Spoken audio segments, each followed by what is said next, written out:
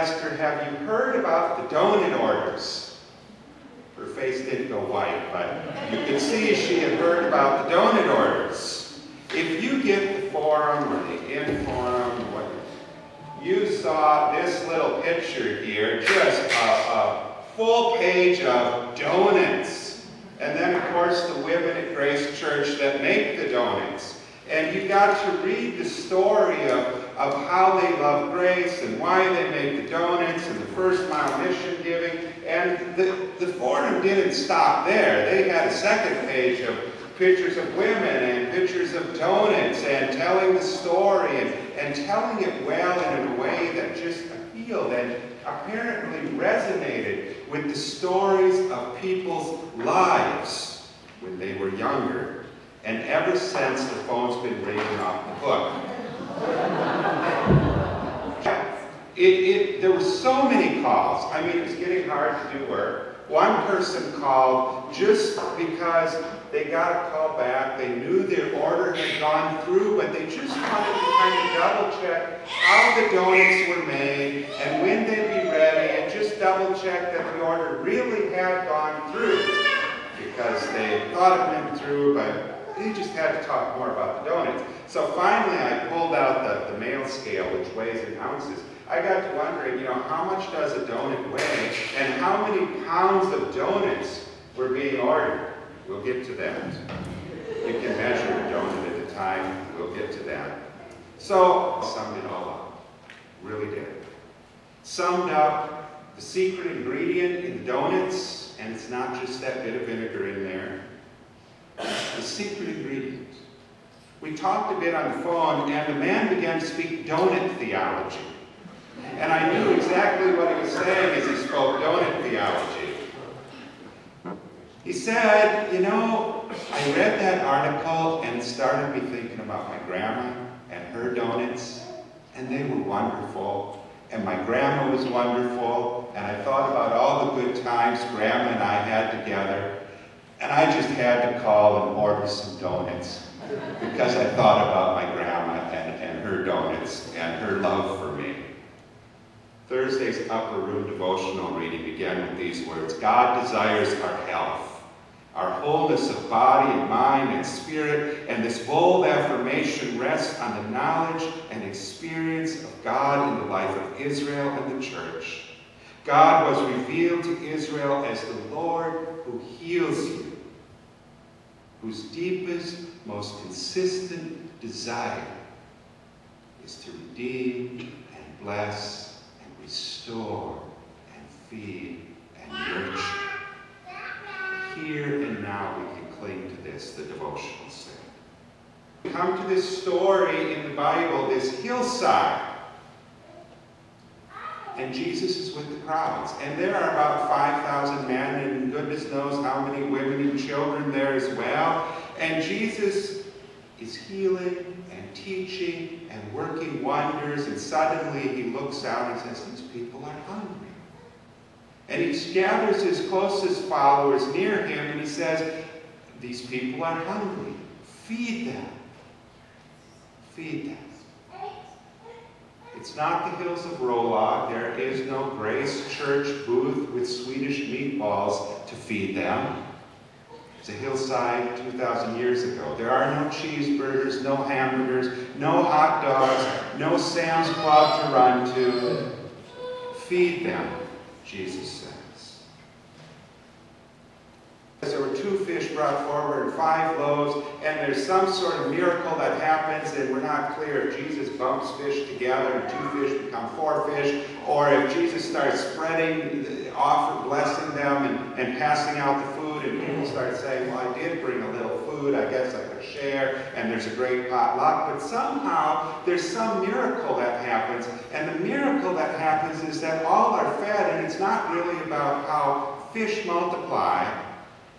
It's about the mission of the church. It's about this miracle that we too can feed others. It's about the donut isn't just a donut. There's more to a donut for some people. There's memories. There's spiritual depth. There's I love my grandma and I miss her.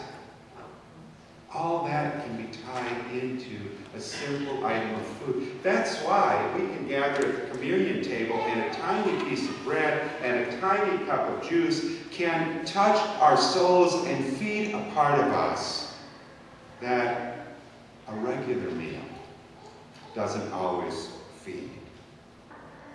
The man on the phone talking about Grandma's donuts and suddenly feeling Grandma's love and having to order them summed it up well. And Rally Sunday, we come here to this church to be part of Jesus' miracle all over again. To feel that sense of being fed, but also to find our mission again of being called to feed them. Create a space for God's children of all ages. A space and a time and place that is warm and fuzzy and safe, like being with Grandma who makes donuts, or as one person remembered, I always usually said, go to my grandma's on Thursday and Wednesday, and she would have an orange float for me after school. And we'd share that float, and we'd talk. Those are the things that feed our souls. We've got the Cokesbury curriculum ordered or whatever for the kids. The adult class has their book in hand that they're reading about whatever part of the scriptures. And that feeds the head. But the heart is also fed for the kids, well actually for all ages. That time the Sunday school teacher has a smile that just feels like it's at the right time. Or that moment when someone in the adult class shares a little bit of their understanding and their faith journey, and it resonates with another person sitting there and said, wow, I've been there too, and I really needed to hear that this morning. Those are words of encouragement. Those are the things that get remembered, not the heart things, the soul things. So, let's get to it. One donut, if you're wondering.